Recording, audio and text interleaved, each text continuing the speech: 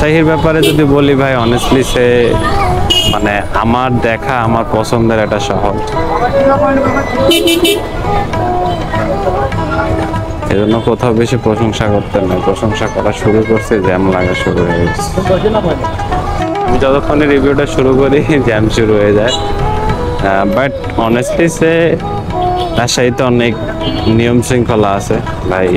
আমি এটা পাম মেরে লাভ নাই, রাজশাহী আমার শহর না, সো আমার পাম দিয়েও কোনো লাভ নাই। রাজশাহীর মেয়র আমাকে স্পন্সর করতেছে না যে আমি রাজশাহীর গুণগান গাবো, বাট রাজশাহীর সকল কিছু আমার ভালো লাগে। মানে রাজশাহী এসে আপনি জাস্ট একটা কথাই বলবেন যে ভাই রাজশাহীতে এসে কি ভালো লাগে না, এটা আমাকে শুধু জানাবেন, তাহলে আমি বুঝতে পারবো যে আসলে রাজশাহীর কোন জিনিসটা ভালো না।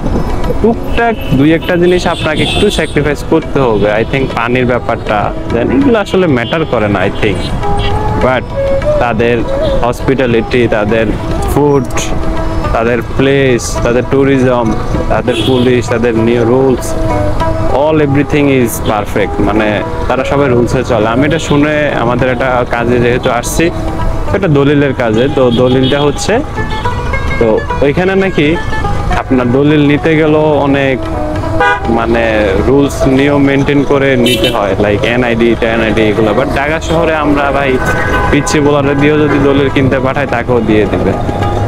তো এটা শুনে অনেক ভালো লাগলো যে এখানে অনেক রুলসও ফলো করে তারা।